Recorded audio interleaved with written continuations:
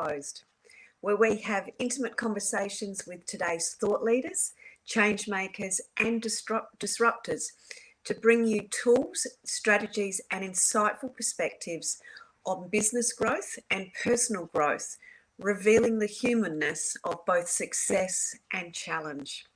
For those that are new to the show, my name's Sally A. Curtis. I'm a content repurposing whiz, and I work with brilliant individuals to help them leverage their content so they can engage their audience through the power of visuals. What we're best known for is turning books into 2 years' worth of social media posts. We provide a done-for-you service that amplifies your impact because you stand out, you deeply connect with your audience, and your message is heard, and you have the power to reach more people with ease. And today we've got a very, very packed full episodes for you. We're going to be talking about caring and planning. And I've got two very, very special guests that are going to be joining me today. And part of what we're going to be talking about is, and I love this quote from Janice, one of the guests, which is that we plan for birth, and now it's time to start planning for caring and for death. So we're going to be in for a very deep and meaningful conversation today. So let me tell you a little bit about our two guests that we have today. We have Janice White, who is the caregiving warrior. And she wants to share her experiences of strength and hope with other caregivers so that they can face the challenges of caregiving with courage and grace, as well as self-love. And she wants to help one caregiver at a time. Susanne is the author of Self-Care for Caregivers. So let me just bring Susan into the show very quickly. And also I want to introduce you to Janice Lombardo, and she's a certified End-of-Life Doula. She knows firsthand the chaos and the anxiety that can occur when there are no conversations and no decisions having been made regarding someone's directives, an individual's directives and final plans and wishes. And Janice is on a mission to bring holistic, heart-centered guidance and education and compassion to those individuals that are going towards their end of life. So please help me welcome into the show Janice and Susan. Let's just bring Janice in. Welcome, ladies. Hello. So lovely to have you on the show. Thank you for joining us for what I find is an incredibly powerful conversation. I've had conversations with both of you previously, and obviously I had lost my parents. They've both passed, so I understand both the caregiving aspect in a very small way, as well as, you know, some of those tough conversations that in our case didn't actually care, and some of those reminders that we needed to share with family members as time went on. So I'd love to start, if I can, by asking Susan if you can both tell us a little bit of your backstory as to what brought you to being of this service to the world now. I thank you for having us, by the way. This is, I really look forward to, this was a highlight of my day today, so it's lovely to see both of you. Just briefly, so many of us are thrown into the caregiving world rather quickly and unexpectedly, even though we should be preparing for that. And my dear friend there will be talking more about that.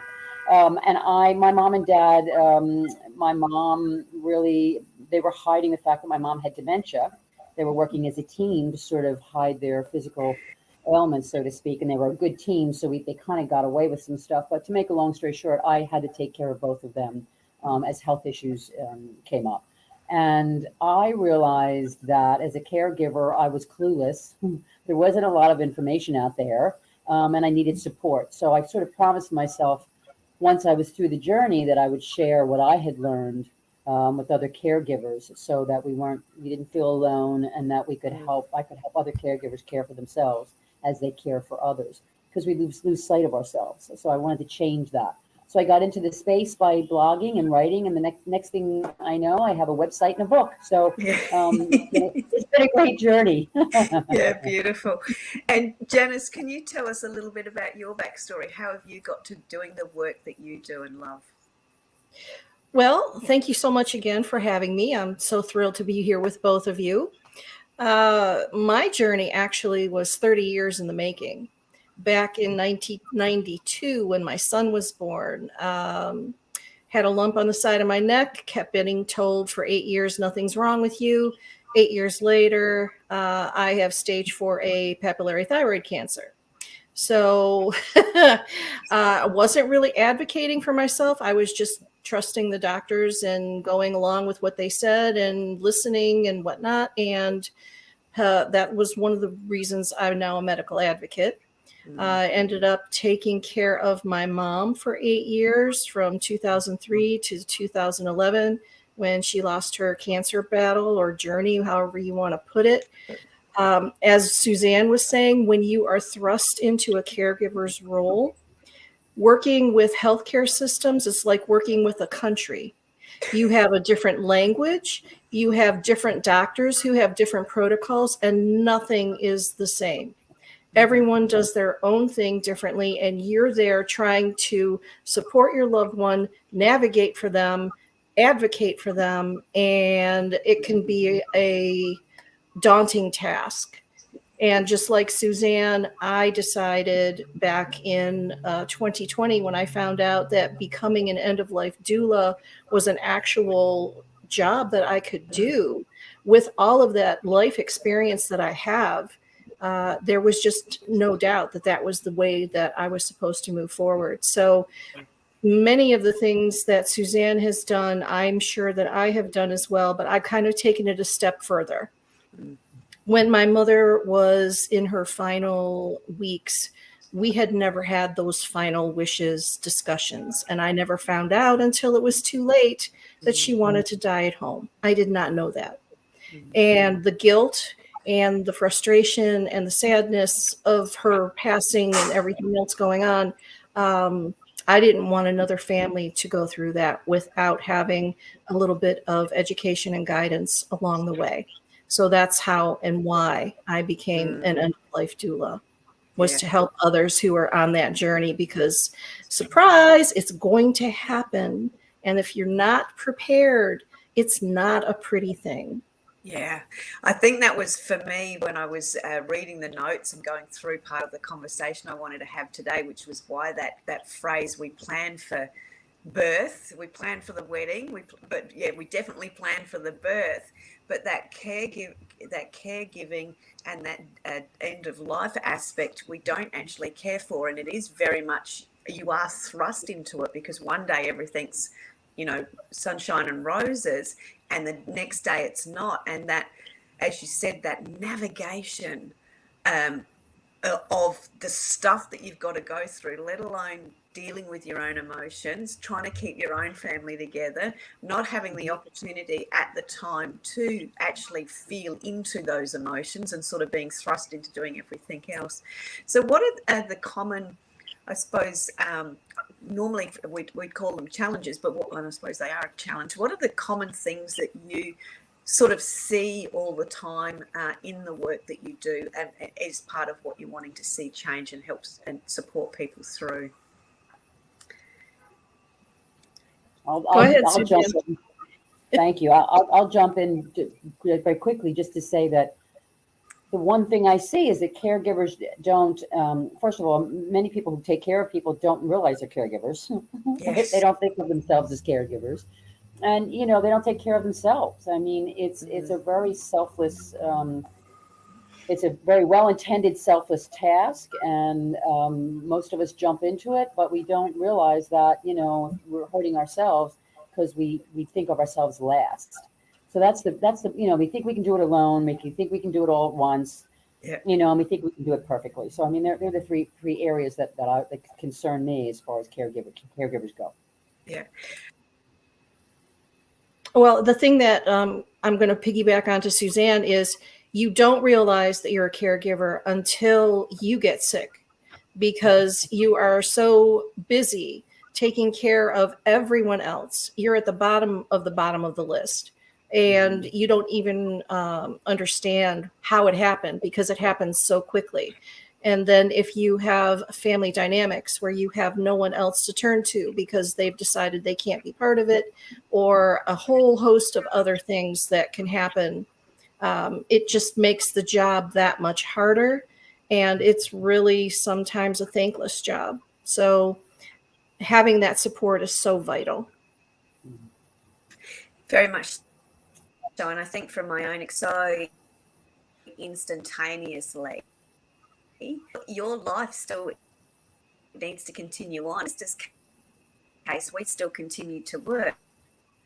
All of this extra responsibility you've got at different times. You've got to be there when the doctor's that you just get into a different syndrome because you're now already that. For me, it was already that person, lots of stuff and really quickly, but the responsibility and that was consuming.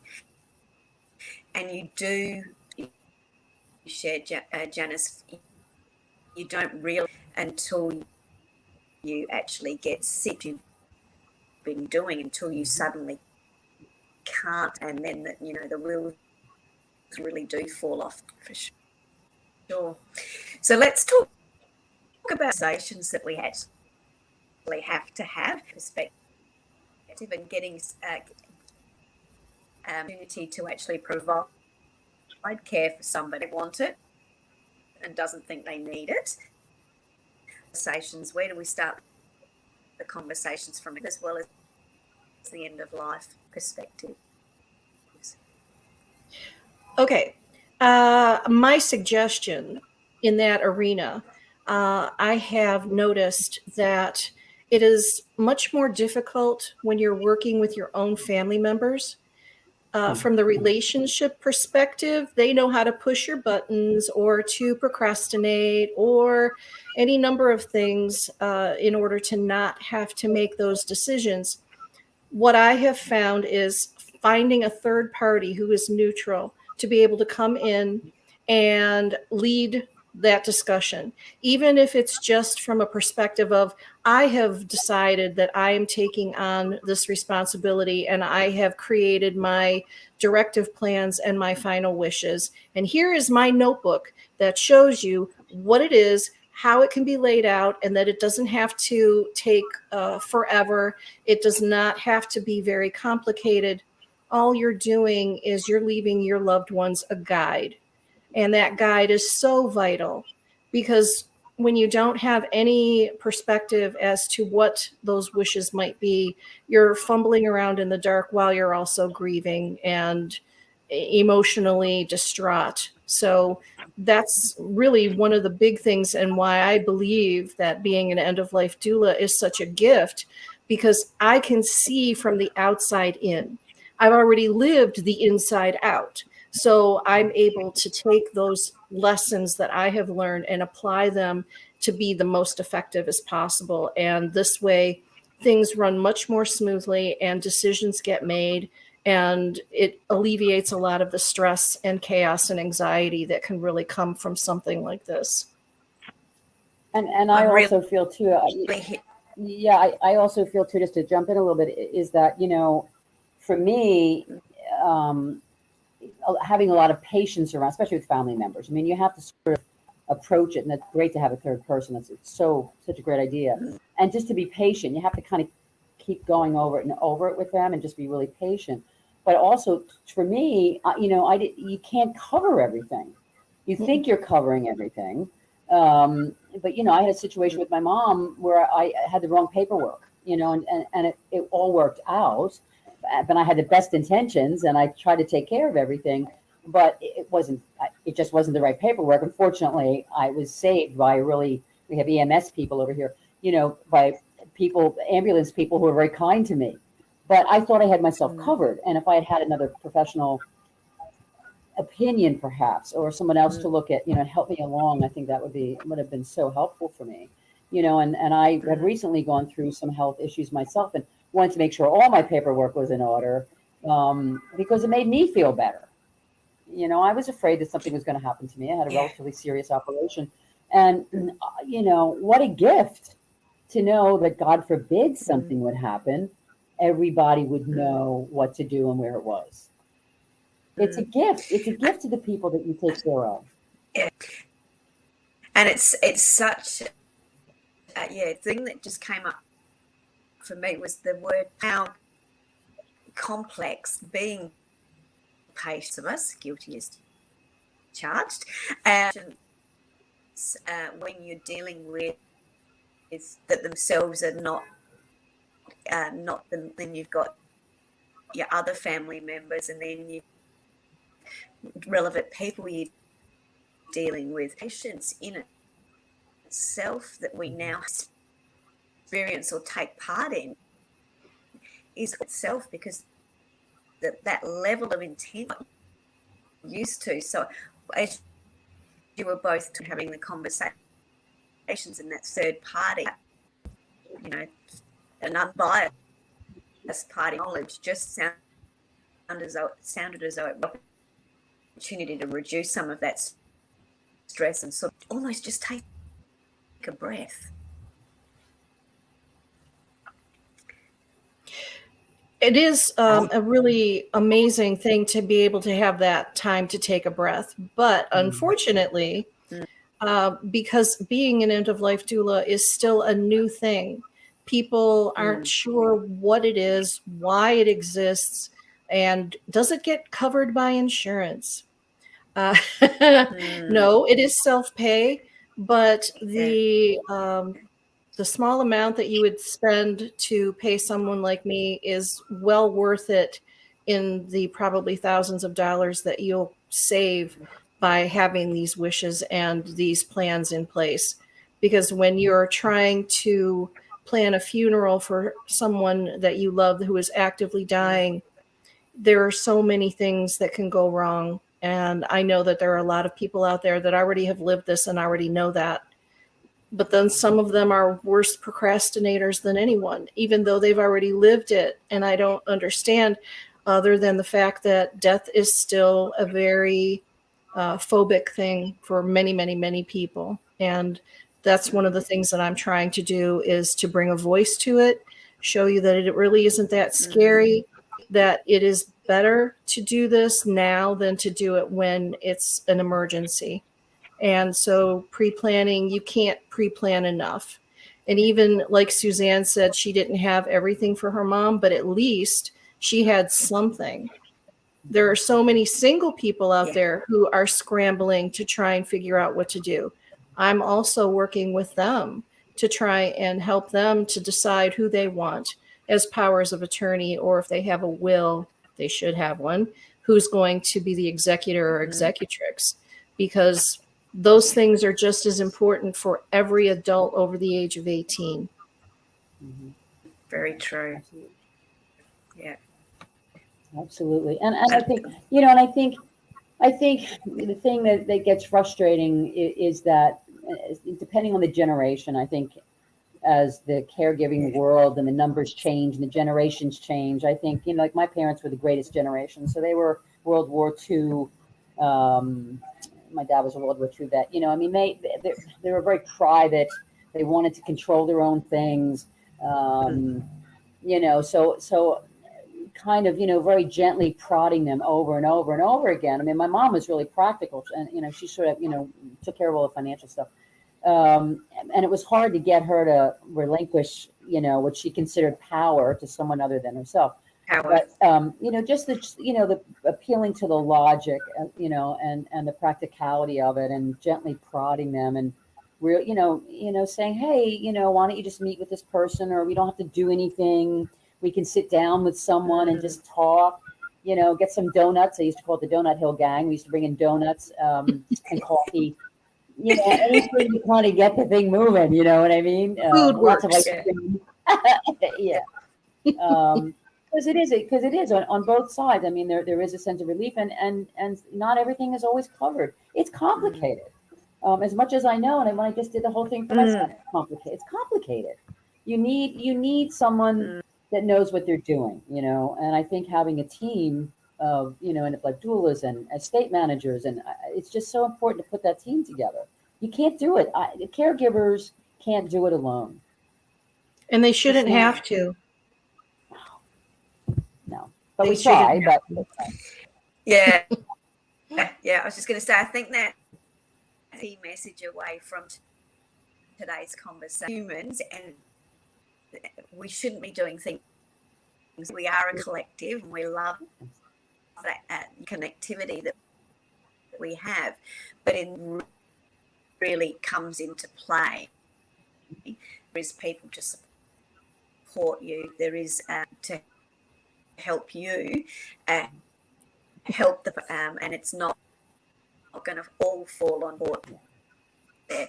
And I think too, for me, is the different levels of internal the instructions. I remember the case he had said, to not resuscitate, which in itself, but one of the things that we were doing as a family when he was sick, we were those sorts of things, or they'd go off to the hospital and they'd give him all those sorts of things. But that was elongating the process, which was and it wasn't till we actually were interstate that we actually realised caring, and that was actually not options were. So it's those little things you've covered off until you family in our case, and you actually see and the differences in the interpretation, importance of having that party that's not part of the family, the motive, generational emotive, etc., that you can actually the starting point of that honest. Yes, and you're you're covering the bases, and I think that it's very hard. Again, for the 99 times, it's very hard to do it all yourself. You're not thinking clearly. You're constantly and having people take care of me, like another piece of the puzzle sort of slid in place for me. Because my family, I could see them trying so hard not to reflect to me how worried they were. Do you know what I mean? Like, I know them so well. So, and I'm thinking, oh my God, and I know that I do the same thing. You try really hard not to let your loved one know your concern, so you try not to show up. And, that's so much pressure. You don't realize the pressure that you're on. Like I went, oh my gosh, I did that. It's okay, guys. I know this is really scary, but just the pressure they were under not to show me how scared they were. So you've got that, that's like 75% of your mental capacity. In addition to taking care of everything, in addition to making sure everybody's okay, in addition to advocating and making sure that doctor, there's all this stuff. So the last thing you're really thinking about is, gee, was that power of attorney signed the other day? Yeah. Yeah. And is it the right one? Is it the healthcare one? Is it the financial one? Is it the, That's why you need that notebook. With tabs. Everything is in a tab so that you just flip it through and there you go. But the other thing with having all of that in place, it's a living document because life events are going to change. So even if you start it when you're younger, it won't be as complicated because you don't have a lot to worry about. You don't have a lot of assets. You don't have to worry too much about, who's going to be taking care of this, that, or the other. But as time goes on, then that document will change. But if you don't start and you start at the end, oh, no, that's not a good thing. Yeah, it's like saving money, right? It sounds stressful. And it's like saving money. If you start when you're 20, you can be a millionaire. You might have something, yeah. Yes, you might have something by the time you're 50 or 60. Yeah. Just switch gears now and ask each of either the 3 key places or your 3 key things to consider. So either the 3 things or the 3 key things to best lands for each.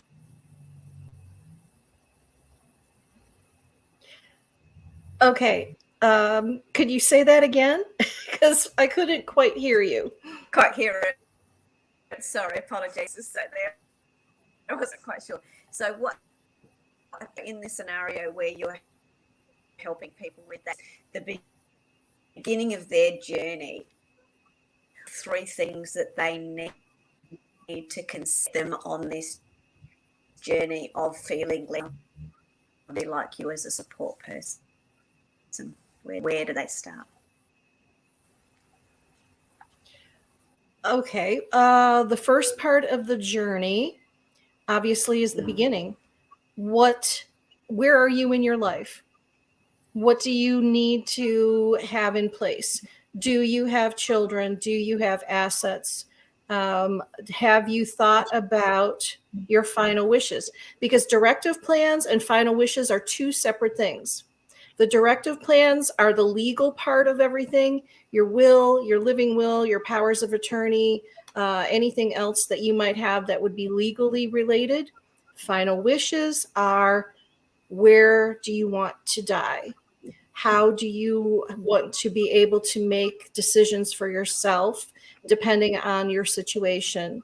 What kind of funeral would you like?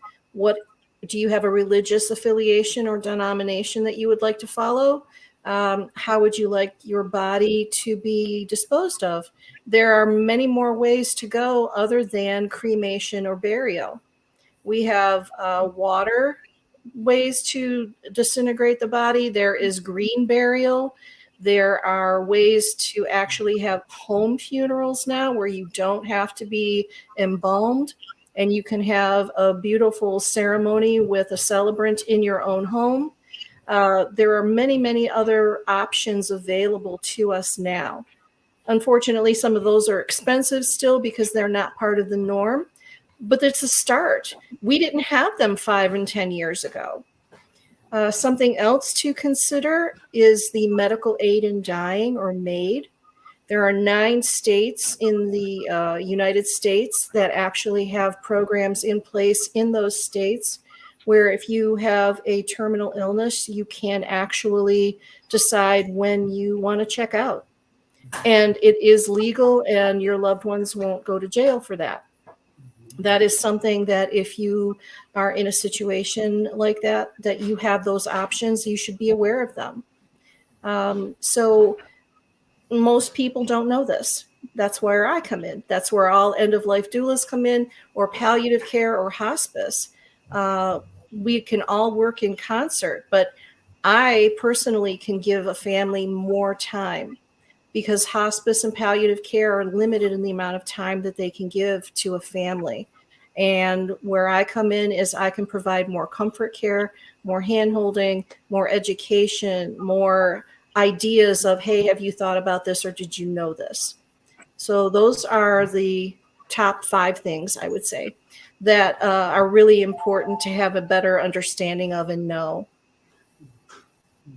And you've just touched on a whole lot of aware of. So I think we've both learned. So I think to do for the audience to just pick up on some of those that are just not aware of them. Thank you. Over to you. Yeah, and for me, because for all my caregiver warriors, the 3 key points for me are, you can't do it alone. You can't do it all at once, and you can't do it perfectly. And it's so simplistic, but it's so powerful. Because, even to this day, if I care for someone, I get right back into those 3 major dangerous areas for myself. I try to do it by myself. I try to do it. I try to fix everyone. I try to fix them right away. It's not really about us fixing anyone. It's about us walking people home and being with them. And then, we can't do it perfectly. I mean, so it's all the, and I think a lot of caregivers and people who are, are heading up the team for someone who needs their help. I think a lot of us fall into those traps. We try to do it by ourselves. We don't know how to ask for help, which again, you need help planning, which gets back to that whole conversation. we try to do it perfectly, which is impossible. And we try to do it all at once, and we try to fix everybody. So, these are the three things that I keep bringing up, because as simple as they sound, everybody hits all three of those things at one point in their caregiving journey. It's hard to let go of them. Very much so. And I think there's a couple of elements there that I'm curious with both of you, and the concept of perfection, which what are other people going to think, plays out, and how that key conversations that we're meant to be a key person. So gives on, I suppose, that challenging it right, and but everybody else is going to think about what it is of service and love. Can I explain? My perfectionism has always been an issue.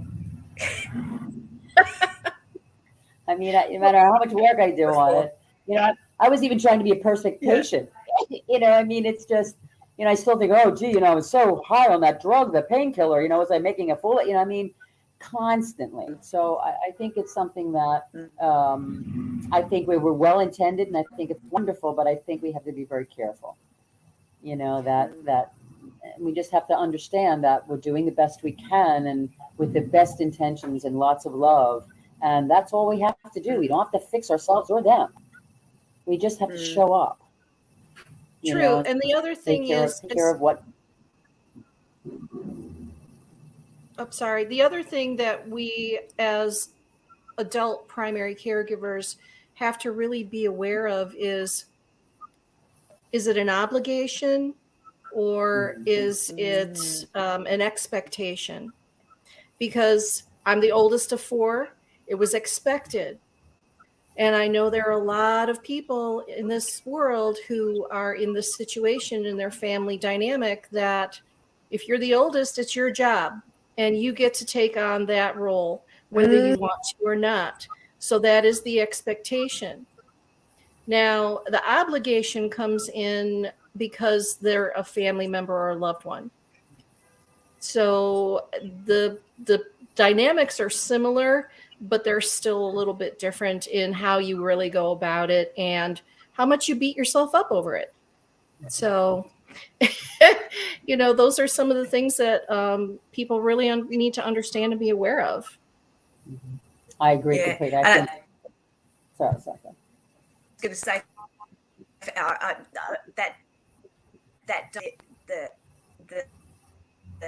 that you remember us as a family having that your job in the early stages. So you've got, there's a conversation before all of the other conversations. Point of today, there is so much to navigate as they come up with that fresh eyes perspective, help to alleviate the stress that so you can get the end result of getting their conversations that you're actually. Can either of you just share a story, a tale, a scenario of where that people have been able to have from that, very fragile, to that realization of, we've got had it. In other words, it's sort of how have you helped people, as an example. Susan, I'm actually going to touch on you actually had more of it there as it relates how you showed up as that perfect patient, because I think that's case of the roller coaster ride. Want to be want to be perfect, but how yes, the thing that was really interesting for me just in general about all of this was that, my mom and I didn't get along. So my caregiving journey with her changed my life, because we had basically been in dance for many years, just the same dance over and over again, and for many different reasons. Now as I step back and I'm older, she had anxiety. There was a lot of stuff. There was a lot of reasons. But in order for me not to lose my mind and beat myself up, because which we do that's sort of our wheelhouse, is I had to find a place where I could communicate and I could be empathetic and I could be soft and gentle as opposed to getting triggered. And it was really difficult. It was really hard. But for me, the breakthrough was, any kind of empathy. In other words, I was able to really finally see her as someone who was suffering from dementia, having nothing to do with the fact that she was my mom. If she had been a stranger, doing what she was doing, I'd be so kind to her.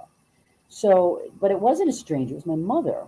So, I had to really work hard at changing me. She wasn't going to change. I had to change. So I think there's a key there, and I think it's different for everyone. But I think if we kind of look in the mirror and say, hey, is there something I could be doing differently? Is there something I could change in my relationship? Is there something I could change in my perspective about this so that I'm just not so attack ready all the time? Like, what, there were a lot of questions for me. It was like, why is this pissing me off so much? I mean, I'm sorry that, what I mean, but I had to really look at it. I don't know if you guys had the same situation, but I had to really go, like, stop. What is that? And I had to do some soul searching. Yeah. Could see that you've got something to add to that, so I'll let you go. I do, and I agree with Susanne 100%. I live with my 88-year-old father, who is, for the most part, still very able-bodied and can, do a lot of things for himself. But because of the fact that I live with him, and sometimes he still treats me like I'm 10. Not that I'm complaining, but I promised my mother I would take care of him. And for the last 5 years, I have been on that soul searching journey and setting boundaries. And I never set boundaries before. And that was one of my saving graces, is that I've set boundaries and stuck to them, because it's the sticking to them that is one of the most difficult things, because I immediately want to shift. And then when I do, I get slapped. So I don't do that anymore. And I'm sure that it has helped our relationship, and it has helped my mental state and my self-care and my self-love, because I don't hesitate to do what is best for me. I will do what is necessary and, make sure that he is taken care of. But I also need to put my oxygen mask on first. And that was one of the biggest things that I learned. And I'm still learning. Yeah. I think on the element of self-care, and that you've boundaries in place, and you've had through the power of hindsight of what you've helped other people. And I think, Jem, is that level of confidence now got because of the journey that you've been able to help other people. You actually are. You're providing them. They can actually have their own self is in place, so that they can be taking good care of themselves. And when there's stuff going everywhere, so there is no confidence. So I think that's the conversation is the level of your clients and their have for themselves. Yeah, I love it. Boundary a thing like setting boundaries, is an amazing tool. It's an amazing self-care, self-love tool, self-awareness tool. And I think that, a lot of people, when they're struggling with this baggage and this history that we have, we hesitate to, we think of setting boundaries as something that perhaps is more aggressive than it should be, or we're not being kind, or we're not, whatever it is. And I'm glad, Jen, that you bring that up, because it's a wonderful tool, and it doesn't have to be big all at once. You can start them really slow, and there's a very healthy way to do this very healthy thing for yourself and for them. And the consistency of it is wonderful, because as you change, because we can only change us, as we change, they're going to change. It's a different dance. You're changing the dance. And I love the boundary one, because that's a great step. It's a step to the right. Yeah. And it's wonderful. And I love tools like that. I love self-care tools like that. And we don't think of those. We think of those as sort of aggressive, selfish tools. And it's not. No. It's one of the most selfless tools you can possibly use. So I love that.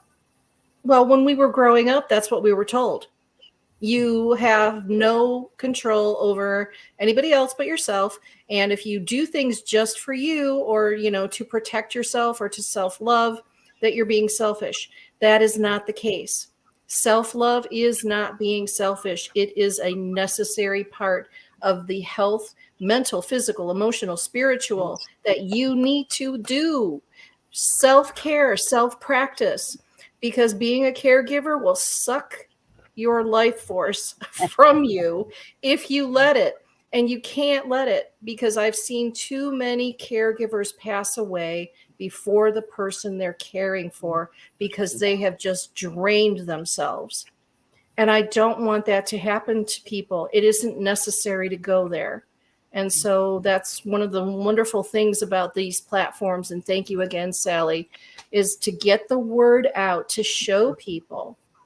It doesn't matter what side of life you're on. It doesn't matter what culture you were in. This is a universal condition.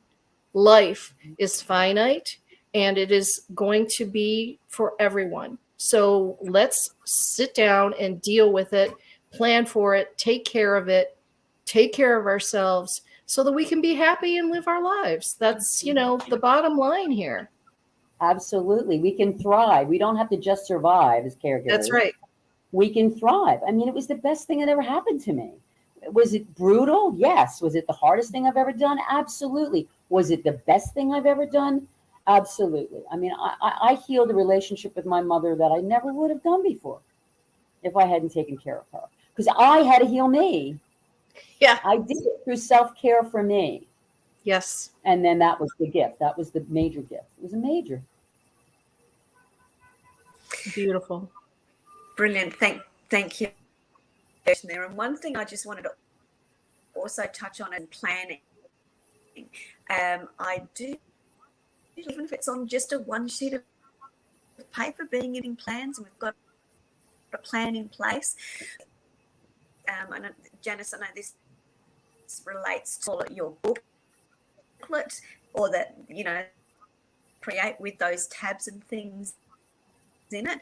It may not be, this size when you first start, but that level of a document, a place, family, with things written in one place, that one version of, there'll be different perceptions of what's written there, but having that within in itself is a boundary, formula of a plan, that massive amount of confidence as well. So another layer to the amount of confidence when you've got that outside support, that actually side of things, as well as the caregiving side of the life things as well.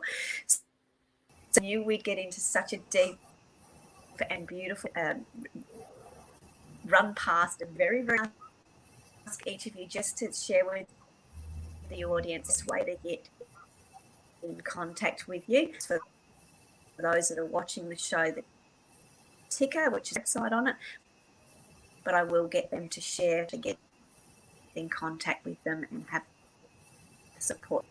Over to you, girls. Okay, I do actually have a small giveaway for anyone who would like a list. I call it the before and after a loved one dies checklist. If you email me at myangeljanice111@gmail.com and put Sally's gift in the subject line, I'll know that it's from you, and I will be happy to send that out. Now, it is based for the States, so if you are international, you can still use this list. It will at least be a starting point for you. I'm also on an education platform called pickmybrain.world. And you can go on there and schedule a 30-minute free consultation with me and see if we can work together to help organize you and get you on the path to getting this whole situation accomplished. So I look forward to that very much. Thank you. It's wonderful. It's really great. I love that. You know, I'm going to be contacting you. So can't wait. You know, because I'll put it on my website. You know, so I mean, and that's how you can reach me. You know, caregiverwarrior.com. You know, I started blogging and putting my thoughts down, and it's sort of grown into this thing now that you know, I'm constantly sort of sharing what worked for me. You know, in my stories, and I do have a free ebook on there. You know, 7 tips that you can, you know, new caregivers and even caregivers who have great experience, just reminders of how to take care of yourself. And you can download that on my website. And of course, I was asked to write a wonderful book, Self-Care for Caregivers, and you can get that anywhere that books are sold. So it's, I'd love to hear from everybody. Thank you very, very much with us, to both of you. It's been bringing you both together with a different stages of that conversation, to ask you some questions that the audience will be able to share so much wisdom and with each of you. With Asma, do you have any final insights that you'd like to each share? My motto is, or my mantra is, see a need, fill a need, and we plan for birth. Let's plan for death too. Excellent, excellent. And mine is, you're a star. You're doing a great job. No matter how it feels, no matter how bad there is, you know, how bad it may challenge you or how intense the journey is, you're doing a great job. Please celebrate. Every night before you go to bed, please realize the one wonderful thing you did for the people that you love and that you serve, you know, and make sure you celebrate how wonderful you are. Add to that celebration, and that through celebration and care is where you will find your confidence, through conversations and collaboration, and have the abilities to support everybody. You've been listening to a great episode planning. I hope you found some insight that can help you have that confidence to move on journey. So thank you very, very much to Susanne. Thank you so much. Seeing you again on another episode advised. Thank you very much again to both of you. Thank you. Thank you so much. You're very One welcome. caregiver at a time.